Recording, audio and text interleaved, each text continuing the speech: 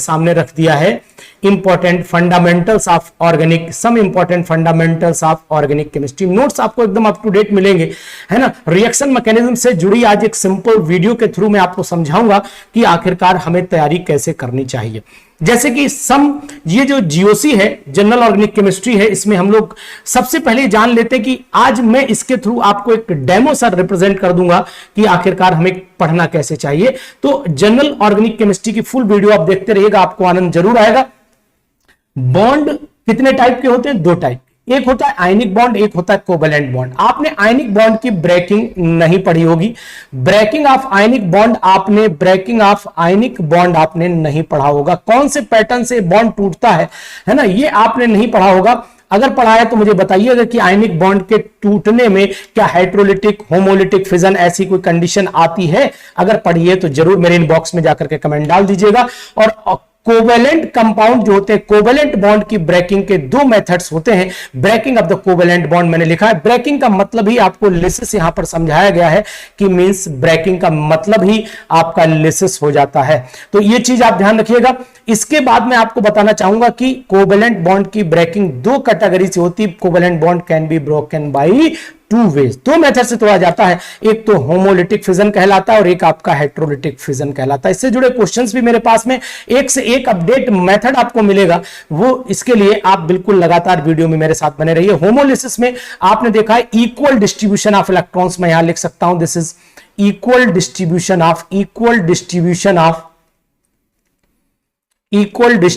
Of electrons between covalently bonded atoms, है ना। अब यहां पर मान लीजिए ये एटम ए है, ये एटम आपका बी है, इन्होंने इलेक्ट्रॉन लिया, अपना अपना इलेक्ट्रॉन लेके चले गए भैया। अब ये अपना अपना इलेक्ट्रॉन लेके जब गए हैं तो ये जो पैदा हो गए हैं इनको हम लोग फ्री रेडिकल के नाम से जानते हैं।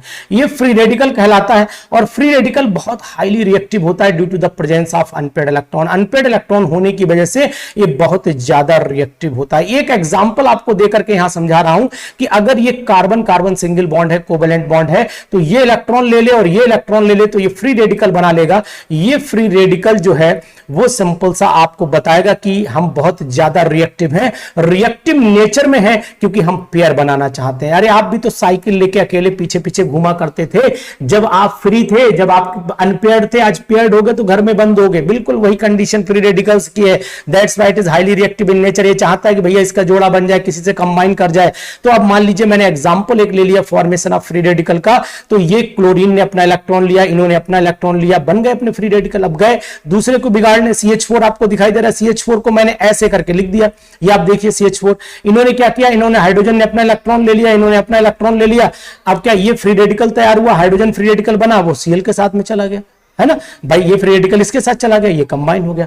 अब ये क्या हुआ कि जो फॉर्मेशन, सबसे पहले मैंने यहां चेन इनिशिएशन दिखाया आपको, ये चेन का इनिशिएशन था। मैं इसे चेन इनिशिएशन बोल सकता हूं,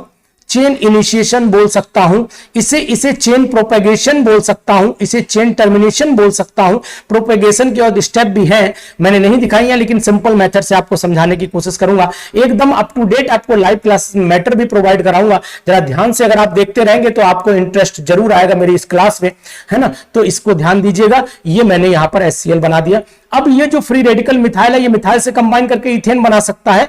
क्लोरीन फ्री रेडिकल Cl2 बना सकता है और मिथाइल फ्री रेडिकल क्लोरीन से कंबाइन करके क्या बना सकता है, CH3। मैं इसको यहां से बेटर करता हूं कि इसको मिटा करके नीचे की तरफ लिख देता हूं, आप समझ जाएंगे कि यहां पर लिखा गया है, यानी कि मैं इसी के आगे कंटिन्यू कर देता हूं। ये फ्री रेडिकल मिथाइल है और ये क्लोरीन फ्री रेडिकल है, दोनों कंबाइन करेंगे और बना देंगे आपका CH3Cl। This is the best method of the homolytic fission का बेस्ट एग्जांपल भी आपको मान सकते हैं। अब अगर हम लोग बात कर लेते हैं कि फ्री रेडिकल की जो डिक्रीजिंग ऑर्डर होता है, वो मैंने बनाया हुआ है tri methyl phenyl diphenyl methyl benzyl allyl 3 degree 2 degree 1 degree methyl और लास्ट में विनाइल। मैंने एक तरीका बनाया टिफिन डिफिन में बिना आलू तेरा शाही पनीर मीठा बना। टिफिन डिफिन में देखिएगा, टिफिन डिफिन में बिना आलू तेरा शाही पनीर मीठा बना। सिंपल से याद कर लीजिए, टिफिन का मतलब हुआ ट्राइफिनाइल, दिख रहा है आपको ट्राइफिनाइल मिथाइल, ये हो गया डाइफिनाइल मिथाइल, ये ट्राइफिनाइल रख लीजिए, टिफिन कर लीजिए, मिथाइल हटा दीजिए, कोई दिक्कत नहीं है। मिथाइल तो आएगा ही आएगा जब उसमें लगा हुआ है। तो टिफिन में बिना आलू 13 शाही पनीर मीठा बना। मतलब टिफिन का ट्राइफिनाइल, डिफिन का डाइफिनाइल, बिना का बेंजाइल और आलू का मतलब एलाइल, 13 का मतलब टर्सरी, शाही का मतलब सेकेंडरी, पनीर मतलब प्राइमरी, फिर मीठा मतलब मिथाइल और विना, बना का मतलब विनाइल। ये आप ऐसे याद कर सकते हैं। ऐसे बहुत सारे ट्रिक्स मेरे पास में है जो आप तक पहुंचाऊंगा, और अगर आप मेरी लाइव क्लासेस में रहते हैं तो एकदम परफेक्ट केमिस्ट्री पीजीटी क्वालिफाई करने के लेवल तक पहुंचा दूंगा। एक और एग्जांपल मैंने यहां डिस्कशन किया हुआ है, और ये एग्जांपल है आपका प्रोपीन का। प्रोपीन का जब फ्री रेडिकल बनता है तो किस कंडीशन में बनता है वो भी मैंने आपको दिखा दिया। Very very important method for you, ये आपको बहुत ही इंपॉर्टेंट मेथड दिखाई देगा। ये हमने यहां दिखाया कि ये फ्री रेडिकल बन गया, ये इससे बीआर अगर कंबाइन करेगा तो बीआर कंबाइन करने के बाद क्या कंडीशन बन जाएगी, बीआर कंबाइन करने के बाद ये कंडीशन पॉसिबल हो सकती है। ये फ्री रेडिकल बनाया है ना। अब इस पे HBr अगर दोबारा कंबाइन करता है, आप देखिए दोबारा कंबाइन करता है तो फिर H यहां पर कंबाइन कर जाएगा, Br फ्री रेडिकल बाहर आ जाएगा। अब आखिरकार आपके दिमाग में आया होगा सर ने ऊपर वाली स्टेप ये कैसे लिखी है, तो मैं आपको समझाना चाहूंगा। ये बेंजोइल पेरोक्साइड कंपाउंड का नाम आपने सुना होगा, बेंजोइल पेरोक्साइड से ये फ्री रेडिकल बना होगा। यहां पर लिख के भी आपको बताता हूं कि बेंजोइल पेरोक्साइड कैसे बना होगा। ये कंपाउंड मेरे सामने C6H5CO है। यहां पर मैंने ये पढ़ाया हुआ है, आपको एकदम अपडेट क्लासेस रहती हैं हमारे पास, एकदम कोई ऐसा मटेरियल नहीं मिलेगा जो केवल लॉलीपॉप देकर के आपको काम चलाया जाए।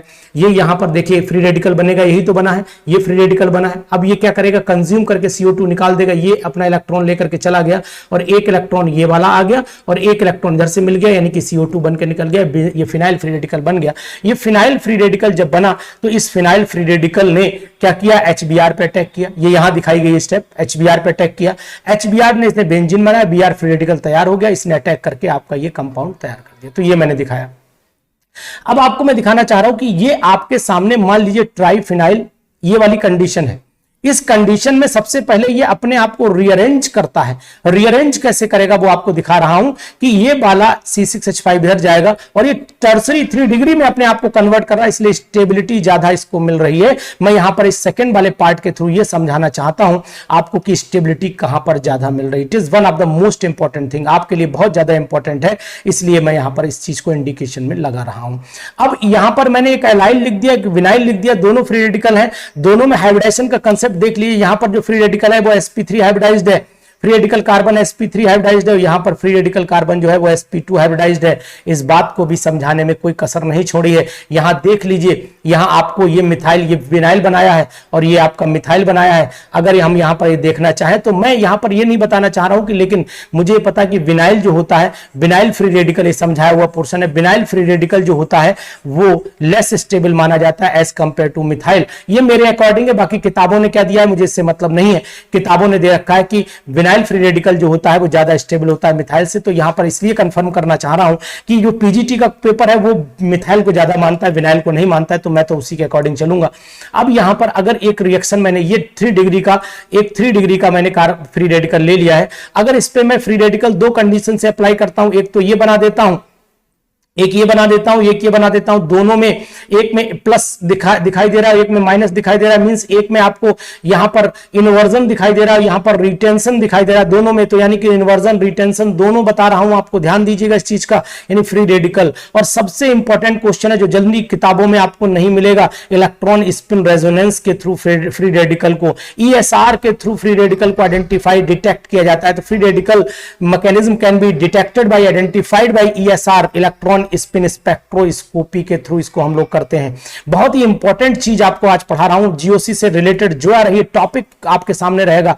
अगर हाइड्रोलिटिक फिजन होता है, this fission is known as heterolytic fission, इसे हम लोग हाइड्रोलिटिक फिजन बोलते हैं। और हाइड्रोलिटिक फिजन में जो होता है वो अनइक्वल डिस्ट्रीब्यूशन ऑफ इलेक्ट्रॉन होता है, यानी कि unequal distribution of electron, you know very well, unequal distribution of electron, distribution of electron. एकदम अप टू डेट नोट्स मिलेंगे आपको, यानी ये नहीं कि आपको केवल, देखिए कितने अच्छे तरीके से, कितने शॉर्ट तरीके से आपको हर चीज बताता चल रहा हूं, ये किताबों में आपको डिटेल में मिलेगा, है ना। यहां पर क्या हुआ कि भैया ये क्लोर बी जो था एटम, वो ज्यादा इलेक्ट्रोनेगेटिव था, इलेक्ट्रॉन खींच के ले गया, ये कार्बोनाइन बन गया, एक कार्बोकैटायन बन गया, मींस ये पॉजिटिव चार्ज या नेगेटिव चार्ज। अगर कार्बन का केस होता है तो कार्बोकैटायन, कार्बोनियम आयन बोलते हैं, और कार्बोनियम आयन बोलते हैं, और इसके बाद जो है हम इसे कार्बन आयन बोलते हैं। इसे कार्बोनियम आयन भी बोल सकते हैं, कार्बोनियम आयन भी बोल सकते हैं। आईपीएससी नोमेनक्लेचर ये भी बताता है कार्बोनियम आयन बोलते हैं इसे, है ना। कार्बोकैटायन को हम लोग आइडेंटिफाई करते हैं, एनएमआर स्पेक्ट्रोस्कोपी से आइडेंटिफाई करते हैं, और इसके अंदर हाइब्रिडाइजेशन sp2 होती है, sp2 होती है। कार्बोकैटायन की बात चल रही, कार्बोनाइन में sp3 हो जाती है, ध्यान रखिएगा इस चीज का। नेक्स्ट पेज पे चल लेते हैं। नेक्स्ट पेज पे मैंने यहां पर कार्बोकैटायन का ऑर्डर लिखा हुआ है, और कार्बोकैटायन के ऑर्डर में आप देख लीजिए, यहां वही लिखा है जो टिफिन डिफिन में है ना, आपको मिल जाएगा। यहां पर जो फ्री रेडिकल का प्रोसेस है वही यहां पर चला हुआ है, लेकिन यहां पर एक चीज विशेष ध्यान रखनी है, एलाइल का ऑर्डर 3 to 1 डिग्री से ज्यादा रखना पड़ेगा आपको, है ना। अब एलाइल अगर स्टेबिलिटी ऑर्डर चलते हैं तो एलाइल, फिर 3 to 1 मिथाइल, है ना।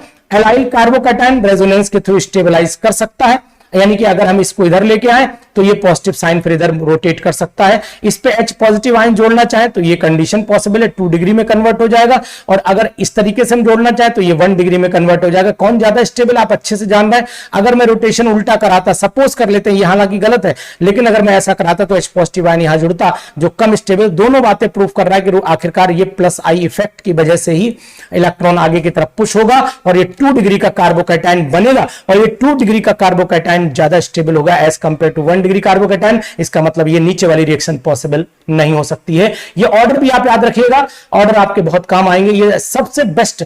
आपको एक चीज और भी बता देते हैं कि यहां पर एक क्वेश्चन ये भी है कि जैसे कि अगर मैंने इलेक्ट्रोफाइल को जोड़ा, और इलेक्ट्रोफाइल को जैसे जोड़ा तो मैंने ये वाला कार्बोकैटायन बना दिया, ये वाला कार्बोकैटायन बना हुआ है। ऐसे ही एक क्वेश्चन आया था, बहुत ही इंपॉर्टेंट क्वेश्चन था, कि अभी 2021 में आया था कि बेंजीन रिंग लिया था, और बेंजीन रिंग में उन्होंने HNO3 यानी कि एरो पे लिख दिया था। ध्यान दीजिए 2021 का पेपर अगर आपने दिया है, H2SO4 बनाया था और साथ में आपने ये बेंजीन बना दिया और यहां पर NO2 लगा दिया। पूछा गया था ये HNO3 जो है वो कैसे, किस तरीके से बिहेव करता है, तो आपने लगाया था कि ये HNO3 एक बेस की तरह बिहेव करता है। तो आप बताएंगे कि ये बेस की तरह कैसे बिहेव करता है। बहुत ही इंपॉर्टेंट क्वेश्चन है, इसका आंसर निकालना अपने में वाकई में एक आपकी केमिस्ट्री उखाड़ करके बाहर लाएगा कि ये बेस की तरह कैसे बिहेव करता है। बहुत लोगों ने समझाया, लेकिन मैंने जिस पैटर्न से समझाया वो आपको पैटर्न जरूर समझ में आएगा। अभी मैं बताऊंगा कि आपको चलते चलते एंड तक आपको बता दूंगा कि आखिरकार इस क्वेश्चन का आंसर कैसे निकालेंगे, बेस्ट मेथड बताऊंगा आपको। अब इसमें क्या है कि अगर मैंने ये 3 डिग्री का कार्बोकैटायन लिया, इस पे CN नेगेटिव लगाया, तो आपको ये दिखाई दे रहा है, ये दिखाई दे रहा है ना, ये कंपाउंड बन जाएगा। तो अगर आपने यहीं पर एलिमिनेशन रिएक्शन ली होती तो एलिमिनेशन रिएक्शन यानी कि ये मैंने अल्कोहलिक KOH ले लिया। अब क्वेश्चन ये अराइज होता है कि अल्कोहलिक KOH लिया तो आपका अल्कोहलिक KOH लिया तो आपका एल्कीन बनता है, और जब आपने 2 डिग्री का यानी कि जब आपने एक्वस KOH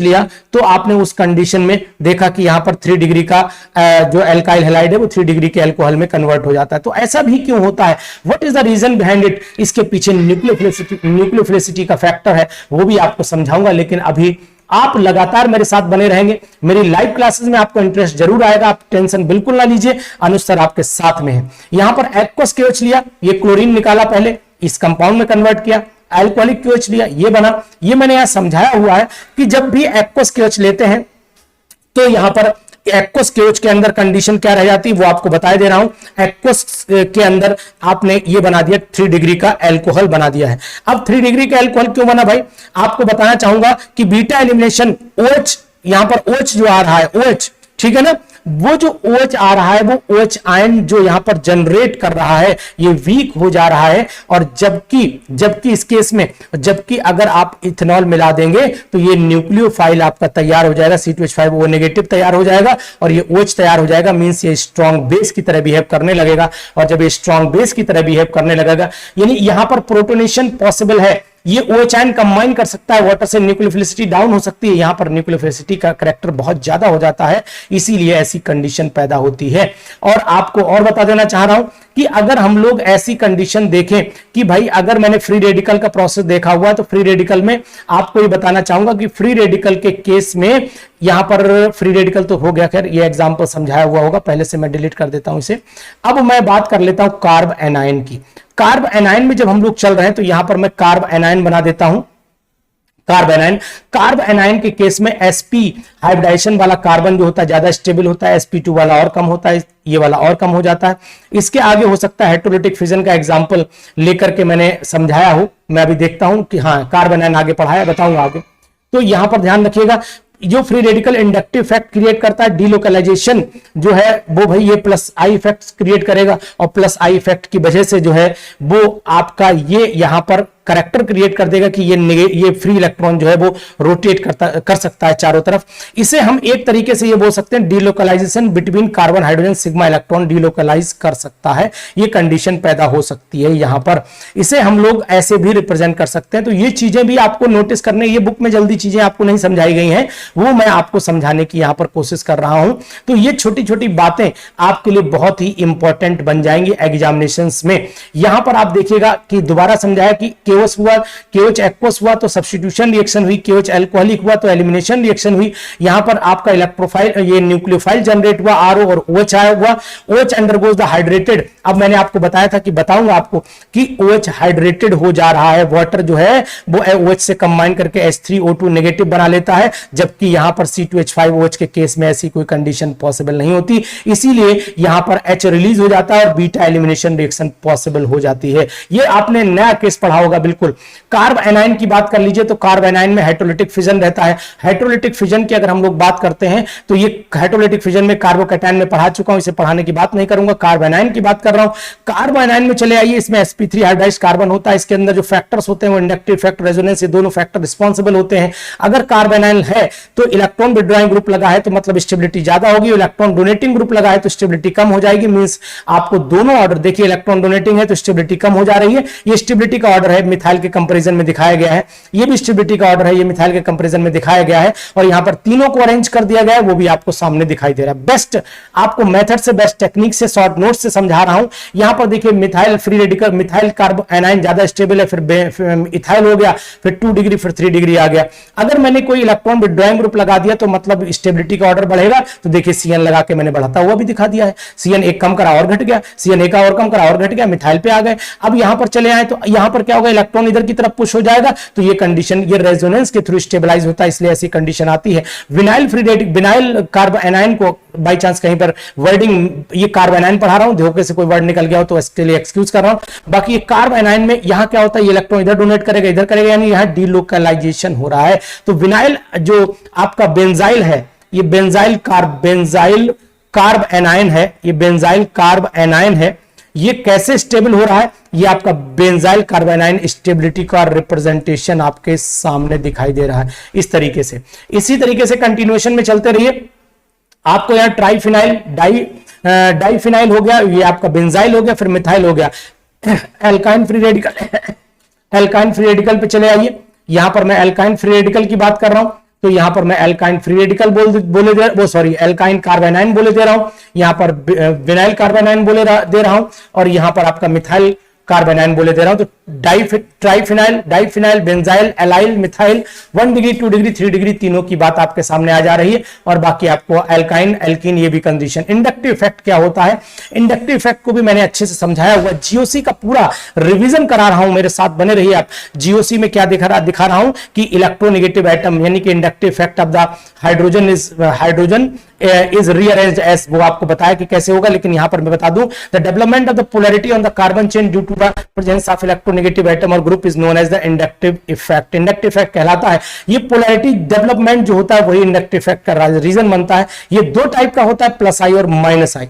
प्लस आई में इलेक्ट्रॉन डोनेटिंग ग्रुप लगे रहते हैं और माइनस आई में इलेक्ट्रॉन विड्रॉइंग ग्रुप लगे रहते हैं, वो आपको दिखाया गया। इनको सभी को कंपैरिजन जो किया जाता है वो हाइड्रोजन से किया जाता है, और हाइड्रोजन का इंडक्टिव इफेक्ट जो होता है वो ना तो इलेक्ट्रॉन अट्रैक्ट करता है इसका, और ये मतलब जो है अट्रैक्शन पावर जो होती है मिथाइल से, इसकी जो मिथाइल से जो होती है उससे थोड़ी सी ज्यादा मानी जाती है, और जो ये ग्रुप है इनसे थोड़ी कम मानी जाती है। इस चीज का भी ध्यान रखिएगा आप लोग। रिएक्टिविटी ऑफ हैलाइड की अगर SN1 SN2 की बात कर लेते हैं तो SN1 SN2 में चले जाइए तो 3 डिग्री 2 डिग्री 1 डिग्री चलता है यहां पर, और क्यों है वो आपको दिखाई दे रहा है कि भाई ये इलेक्ट्रॉन अपनी तरफ खींच लेता है, यहां पर प्लस आ जाएगा तो 3 डिग्री का कार्बोकैटायन बन जाएगा। Strength of the carboxylic acid देखें तो फॉर्मिक एसिड जो होता है वो ज्यादा एसिडिक होता है, फॉर्मिक एसिड ज्यादा एसिडिक होता है as compare to the acetic acid. ये एसिडिक एसिड जो होता है वो थोड़ा कम एसिडिक होता है, जबकि यहाँ क्लोरो में जाएंगे, डाइक्लोरो में जाएंगे, ट्राइक्लोरो में जाएंगे तो जितना ज्यादा माइनस आई इफेक्ट बढ़ता चला जाएगा तो ऊपर से नीचे आने पर यहाँ एसिडिक करेक्टर इंक्रीज कर रहा है, तो यहाँ पर एसिडिक करेक्टर जो होगा, एसिडिक करेक्टर जो होगा, एसिडिक करेक्टर इंक्रीज करेगा। क्यों इंक्रीज करेगा? Due to increase in minus I effect which make easy to release the H positive ion. H positive ion यहां से इजी हो जाएगा निकलना, ये बहुत ही इंपॉर्टेंट है। और यहां पर अगर मैं जितना पास चला जा रहा हूं, Cl जितना C उसके पास होगा उतना ज्यादा इलेक्ट्रोनेगेटिव पावर होगा, अब अच्छे से इलेक्ट्रॉन अट्रैक्ट करेगा, जल्दी H रिलीज हो जाएगा। ये थोड़ा देर में होगा क्योंकि HCl जो है दूर जा रहा है, ये बहुत दूर जा रहा है। ये decreasing order of acidic character है, डिक्रीजिंग ऑर्डर ऑफ, ये decreasing order of acidic character की बात कर रहा हूं, तो ये भी आपको ध्यान रखना पड़ेगा, decreasing order of acidic character है। अगर हम एसिटिक एसिड की बात करें, ये आपका प्रोपेनोइक एसिड की बात करें, इथेनोइक, प्रोपेनोइक और यहां पर 1 2 3 2 मिथाइल प्रोपेनोइक एसिड, तो इसी तरीके से अगर 3 कंपाउंड की बात करें तो यहां पर प्लस आई इफेक्ट चल रहा है, प्लस आई इफेक्ट जितना बढ़ेगा उतना एसिडिक करेक्टर डाउन होता चला जाएगा। तो ये डिक्रीजिंग ऑर्डर में लगे हुए, ध्यान रखिएगा, ये हमारे डिक्रीजिंग ऑर्डर में लगे हुए हैं एसिडिक करेक्टर के, decreasing order of acidic character की मैं यहां पर बात कर रहा हूं। यहां पर ये आपका डिक्रीजिंग ऑर्डर में लगा है क्योंकि यहां पर इलेक्ट्रोनेगेटिव पावर आप देख रहे हैं, आई की कम है, बीआर की उससे ज्यादा, एफ की उससे ज्यादा, सीएल की उससे ज्यादा, एफ की उससे ज्यादा है। तो ऊपर से नीचे आने पर यहां पर एसिडिक करेक्टर घट रहा है क्योंकि इलेक्ट्रोनेगेटिव पावर घट रही है और इलेक्ट्रॉन पुलिंग पावर भी डाउन हो जाएगी। इसके बाद हम लोग चल लेते हैं, अगर आई लगा देते, बीआर सीएल, तो आपको पता है ये वाला ज्यादा एसिडिक हो जाएगा क्योंकि यहां पर 3 फ्लोरीन ग्रुप लगे हुए हैं, means increasing order of acidic character में लग गए हैं ये। अगर हम लोग बेसिक करेक्टर की बात करते तो बेसिक करेक्टर में भी चल लीजिए आप, बेसिक करेक्टर में बात करें तो अमोनिया है, अमोनिया कम बेसिक होगा, एल्काइलामीन ज्यादा हो जाएगा, 3 सब 2 एक प्लस आई ग्रुप लगा हुआ है, यहां पर 1 प्लस आई ग्रुप यहां पर लगा हुआ है, जबकि 2 यहां पर लग गए, 3 ये ज्यादा बेसिक, लेकिन ये सब गैसियस फॉर्म में हो, जो मैंने यहां पर इंडिकेट किया है ये गैसियस फॉर्म में है। लेकिन एनिलीन जो होता है वो कम बेसिक होता है, लेस बेसिक हो जाता है, लेस बेसिक हो जाता है क्योंकि इसका लोन पेयर जो है वो रेजोनेंस में इन्वॉल्व हो जाता है, ये जो है वो और कम हो जाएगा क्योंकि ये और कम हो जाएगा। रीजन क्या है कि यहां पर और 3 जगह रोटेशन, ये 3 इलेक्ट्रॉन विड्रॉइंग ग्रुप माने जाते हैं, इलेक्ट्रॉन अपनी तरफ अट्रैक्ट करते हैं, यहां पर 2 इलेक्ट्रॉन अट्रैक्ट करते हैं और यहां पर 1 इलेक्ट्रॉन अट्रैक्ट करता है। इस तरीके से आपको ध्यान रखना पड़ेगा कि बेसिक और एसिडिक करेक्टर खूब पूछे जाते हैं क्वेश्चन। ये देखिए, ये मैंने समझाया कि प्राइम जो एलिफेटिक एमीन्स होते हैं वो ज्यादा बेसिक होते हैं और एरोमेटिक एमीन कम बेसिक होते हैं, इस बात का भी आप प्रूफ दे सकते हैं। ये गैसियस फॉर्म में चलेगा तो 3 2 1 और अमोनिया चलेगा, लेकिन अगर एक्वस फॉर्म में चले तो मिथाइल के अंदर जो होगा वो 213 नंबर, याद रखिएगा, मिथाइल के अंदर 213 नंबर चलेगा और इथाइल के अंदर 231 नंबर चलेगा। यानी कि मिथाइल के अंदर 2 डिग्री ज्यादा होता है बेसिक, उसके बाद 1 डिग्री होता है, उसके बाद 3 डिग्री होता है, जबकि इथाइल के अंदर 2 डिग्री ज्यादा होता है, 3 डिग्री उससे कम और उसके बाद 1 डिग्री सबसे कम हो जाता है। यही ऑर्डर है, इनको आपको याद रखना है। और प्रॉपर नोट्स अगर मुझसे चाहिए हैं तो फिर ऐसे नोट्स जो आपको एकदम शॉर्ट देख रहे हैं, एकदम मस्त नोट्स बने हुए, ऐसे नोट्स से अगर आपको मिलना है तो फिर अनुज सर से आपको मिलना पड़ेगा। और अनुज सर का जो नंबर है वो आपके सामने दिखाई देगा, 9473 70 27 11। इस पे आप लाइव क्लासेस ले सकते हैं। लाइव क्लासेस बहुत ही मींस आपको मिनिमम रेट्स में दी जा रही हैं, बहुत ज्यादा आपसे यहां पर कोई चार्ज नहीं किया जा रहा है। यानी कि अगर आप चाहेंगे तो कलेक्टिवली भी पेमेंट कर सकते हैं और सेपरेटली मंथली भी पेमेंट कर सकते हैं। दोनों मेथड्स आपके सामने हैं। आपको प्रॉपर नोट्स चाहिए, प्रॉपर तरीके चाहिए तो इस नंबर को नोट कर लीजिए और इस नंबर पे मुझे व्हाट्सएप जरूर करिएगा, मैं आपकी मदद करूंगा जो मुझसे हो सकती है। टेस्ट सीरीज भी जुलाई में शुरू करूंगा और टेस्ट सीरीज में आप शामिल होइएगा, आपको बेनिफिट बहुत होगा। इलेक्ट्रोमेरिक इफेक्ट जो होंगे वो क्या होंगे? इलेक्ट्रोमेरिक इफेक्ट में इलेक्ट्रॉन अटैकिंग, जब कोई भी अटैकिंग रिएजेंट आता है, अटैकिंग स्पीसीज आती है तो इलेक्ट्रॉन का ट्रांसफर होता है। ये इफेक्ट जो होता है टेम्परेरी होता है, जबकि इससे पहले जो इंडक्टिव इफेक्ट पढ़ा था आपने वो परमानेंट इफेक्ट था। इस चीज का भी ध्यान रखना पड़ेगा। अगर इलेक्ट्रोनेगेटिव आइटम लगाए तो इलेक्ट्रॉन इस तरीके से मूव करा दीजिए, ये करा है तो इधर भी मूव करा सकते हैं, इधर भी मूव करा सकते हैं, मतलब ये और में चला गया। दोनों concept possible depending upon the attacking site of the electrophile. Electrophile किधर अटैक कर रहा है, न्यूक्लियोफाइल किधर अटैक कर रहा है, इस बात पर डिपेंड करेगा कि इलेक्ट्रॉन का रोटेशन किधर चल रहा है। जैसे कि मैंने ये लिया तो 100% ये प्लस आई ग्रुप लगा हुआ है यहां पर, प्लस आई भैया इधर ही ट्रांसफर करेंगे। जब ट्रांसफर करेंगे तो यहां नेगेटिव, यहां पर पॉजिटिव आएगा। अब इस पे HBr जोड़ना है तो H पॉजिटिव पहले जोड़िए, तो ये बन गया। ये सेकेंडरी कार्बोकैटायन है, ये ज्यादा स्टेबल होता है और आपका ये कंपाउंड तैयार हो जाएगा। ये आपका मार्कोनिकॉफ रूल के अकॉर्डिंग चल रहा है, यानी कि addition of the HBr, addition of HBr मैं बोल रहा हूं यहां पर, एडिशन ऑफ HBr जो है ये MKR मार्कोनी का फूल चला रहा है और यहां पर इस तरीके से आपको ये चीजें दिखाई देंगी। तो नेक्स्ट हम लोग मेथड पे आते हैं। नेक्स्ट मेथड में रेजोनेंस पढ़ लेते हैं। रेजोनेंस में आपको पता है कि कार्बन डाइऑक्साइड के 3 रेजोनेंस पॉसिबल है ना। आइसो स्ट्रक्चर बनना चाहिए, बैलेंसिंग की सेम रहनी चाहिए, मींस कहने का मतलब जो इलेक्ट्रॉन्स का डिस्ट्रीब्यूशन है वो सेम रहना चाहिए। रेजोनेंस दो तरीके की होती, हो सकता है आपने पढ़ी हो ना पढ़ी हो, लेकिन रेजोनेंस दो तरीके की होती है, आइसोवेलेंट रेजोनेंस और हेट्रोवेलेंट रेजोनेंस होती है। आइसोवेलेंट और हेट्रोवेलेंट रेजोनेंस अगर आपको जाननी है ये दो तरीके की होती है, तो इसके लिए आपको प्रॉपर नोट्स की जरूरत पड़ेगी, और नोट्स की अवेलेबिलिटी मैंने आपको बता दिया है कि कहां हो सकती है। मेरे 9473702711 नंबर पर हो सकती है, आपको प्रॉपर नोट्स मिल जाएंगे। अब आपको अगर जानना है कि ये जो होता है, जो मिथाइल साइनाइड होता है, इसके स्टेबिलिटी का ऑर्डर क्या है, तो वो आपको यहां पर दिखाया गया है। लेकिन मैं आपको यहां बताना चाहूंगा कि जो ये कंडीशन है, इसके बाद ये कंडीशन पॉसिबल इसलिए नहीं हो पाती है कि ये अपने आप को यहां प्लस आई ग्रुप आपको दिखाई दे रहा है, यहां पर इलेक्ट्रॉन की डेंसिटी बढ़ेगी, इससे आगे हम लोग प्रोसीड नहीं कर पाएंगे। अब यहां पर दो कंडीशंस पॉसिबल है। अगर ये इलेक्ट्रॉन इधर, भाई एक कंडीशन तो ये कि इलेक्ट्रॉन ऊपर वाली नंबर 1 कंडीशन ऊपर चल रही है और नंबर 2 कंडीशन वो नीचे चल रही है, यानी इलेक्ट्रॉन की शिफ्टिंग ऐसे भी करा सकते हैं, तो ऐसे हो जाएगा। इलेक्ट्रॉन की शिफ्टिंग ऐसे कराओगे तो यही बनेगा, लेकिन नेगेटिव इस साइड में आ जाएगा, ये चीज ध्यान रखना। सेकंड स्टेज में क्या पॉसिबिलिटी होती है, इसके रेजोनेंस जो मैंने नीचे वाली दिखाई वो देखो यहां दिखाई, तो स्ट्रक्चर नंबर 1, 3 और सेकंड ये एक दूसरे के रेजोनेटिंग स्ट्रक्चर्स माने जाते हैं, है ना। और बेंजीन के अगर रेजोनेटिंग बनाना चाहें तो वो भी पॉसिबिलिटी हो सकती है, जहां पर मैंने ये बनाने की रिप्रेजेंटेशन करने की कोशिश की थी समझाते समय। यहां पर मैंने बॉन्ड लेंथ लिख रखी थी, वो भी मैं हटा दे रहा हूं। कंडीशंस आपको पता है, कंडीशंस आपकी वही है, इंडक्टिव इफेक्ट होता है, रेजोनेंस होता है, ये सब चीजें काम करती हैं। अब एसिडिक नेचर ऑफ, अगर इथाइन की बात करता हूं तो एसिडिक नेचर इथाइन का ज्यादा हो जाता है। क्यों ज्यादा हो जाता है वो आपको मैंने यहां पर समझा रखा है कि इथाइन का acidic nature due to release of H positive ion होता है।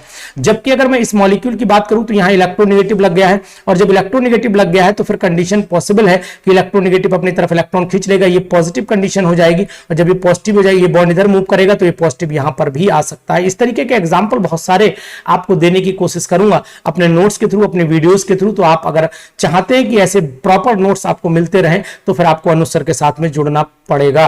बेस्ट प्लेटफॉर्म है ऑनलाइन पीजीटी का, बेस्ट यूट्यूब चैनल है आपको पीजीटी का। बाकी तो सब आपको आप वाउ प्रिंसिपल और हाउंस पढ़ा करके काम चला के अपना पूरा साल काट देते हैं, और मात्र आपको 200 से 500 रुपए फीस लेकर के वो कलेक्टिवली बहुत रुपए कमा करके चले जाते हैं। लेकिन आपका सिर्फ नुकसान होता है कि आप जो मैटर चाहते हैं वो आपको नहीं मिल पाता है। यहां पर फिनॉल की बात कर रहा हूं, फिनॉल का एसिडिक नेचर क्यों होता है, एसिडिक नेचर ऑफ फिनॉल क्यों होता है, this is due to the stability of the phenoxide ion through resonance. वो मैंने यहां पर दिखाया था, 10 H positive ion remains in solution for the long time, ये आपको बोलना पड़ेगा। ये आपका resonating structure of phenoxide ion यहां पर बने हुए हैं। यहां लिख देता हूं resonating structure of phenoxide ion, ठीक है ना।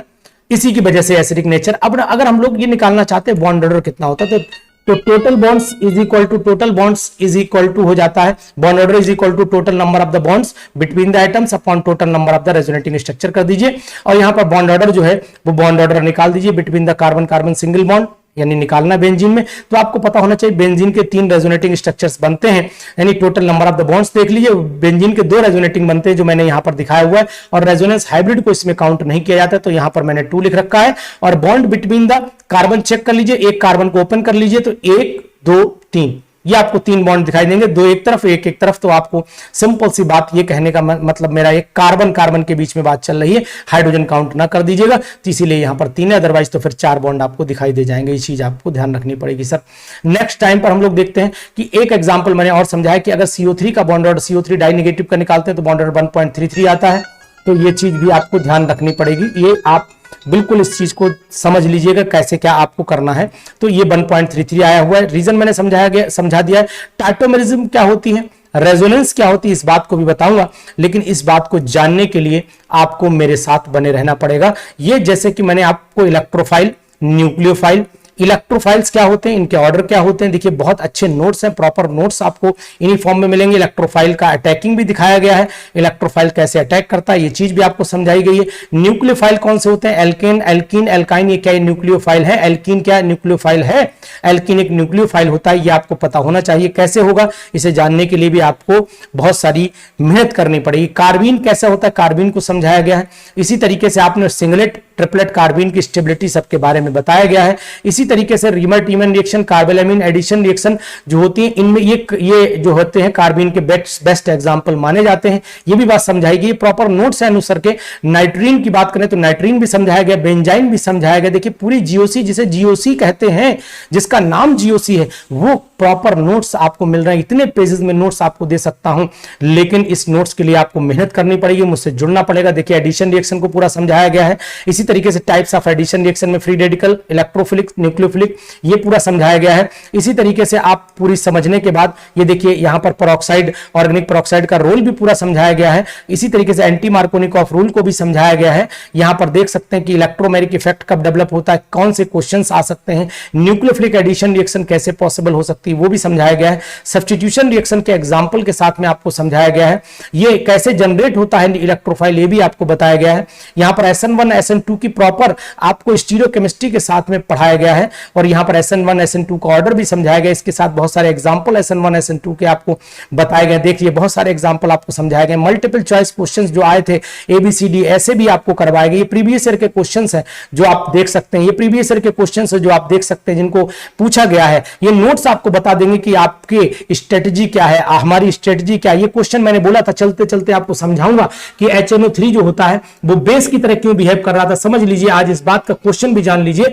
HNO3 जब H2SO4 से रिएक्शन करता है तो कॉमनली हम लोग इस रिएक्शन को जानते हैं, इसको नहीं जानते हैं। यानी HNO3 जब रिएक्शन करता है H2SO4 से तो HNO3 जो है वो H पॉजिटिव, इसे यानी कि H पॉजिटिव जो है वो ले लेता है, H2SO4 से H2NO3 पॉजिटिव बना देता है, जो फर्दर ब्रेक होकर NO2 पॉजिटिव और H2O बनाता है। Means it has a tendency to accept the H positive ion, it means it is basic in nature. ये H पॉजिटिव आयन एक्सेप्ट करता है, इसलिए बेसिक नेचर में माना जाता है। तो ऐसे जवाब बहुत सिंपल वे में देने की टेक्निक अगर आपको सीखना है तो आपको हमारे साथ बने रहना पड़ेगा, और ऐसे प्रॉपर नोट्स ये सब प्रीवियस ईयर देख लीजिए। प्रीवियस ईयर के क्वेश्चंस भी मैंने कराए हैं, ये प्रीवियस ईयर के क्वेश्चंस हैं, ये प्रीवियस ईयर के क्वेश्चंस हैं। देखिए सब क्वेश्चन प्रीवियस ईयर के करा रखे हैं। ये सब प्रीवियस ईयर का क्वेश्चन समझाया हुआ है कि फ्री रेडिकल एल्काइलेशन बेटर क्यों होता है as compare to free radical acylation के कंपैरिजन में एलिमिनेशन रिएक्शन कितने कैटेगरी की होती है। ये सब वो नोट्स हैं जो अनुसर के हाथ के द्वारा लिखे गए हैं। ये देखिए आइसोमेरिज्म है, आइसोमेरिज्म निकालने के तरीके भी देख लीजिए आप फटाफट।